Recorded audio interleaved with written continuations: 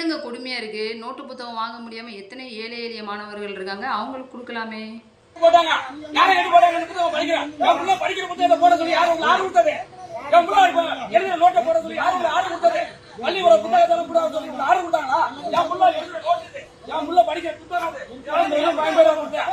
யாரு நானும் ஆர்டர் என் புள்ள படிக்கிற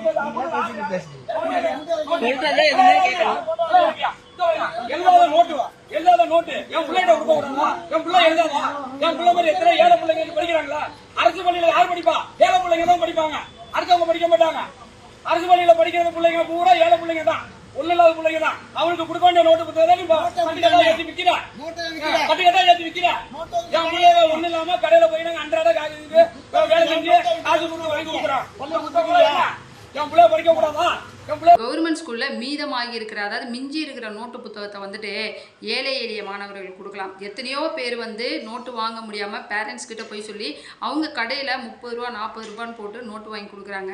அந்த மாதிரி ஏழை எளிய மாணவர்களுக்கு வந்துட்டு இந்த நோட்டு புத்தகத்தை கவர்மெண்ட் ஸ்கூல்லேயே கொடுத்துருக்கலாம்.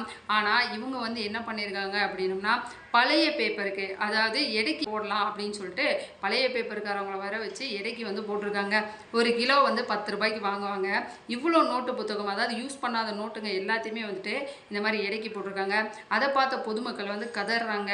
இதே எத்தனையோ ஏழை எளிய மாணவர்கள் வந்து இந்த ஸ்கூலில் படிக்கிறாங்க, அவங்களுக்கு கொடுத்துருக்கலாமே, என் பிள்ளைக்கு கொடுத்துருக்கலாமே, என் பிள்ளை எழுதுவான்ல, என் பிள்ளை படிப்பான்ல அப்படின்னு சொல்லிட்டு கதறாங்க.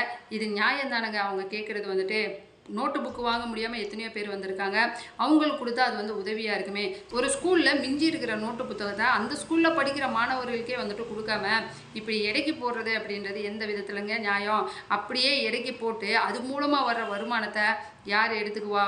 அதனால இந்த மாதிரி ஒரு கேவலமான வேலையை செஞ்சதுக்கு அந்த ஸ்கூலில் வேலை பார்க்குற ஆசிரியராகட்டும், தலைமை ஆசிரியராகட்டும், யாராக இருந்தாலும் அவங்க மீது வந்துட்டு கண்டிப்பான முறையில் நடவடிக்கை எடுக்கணும்.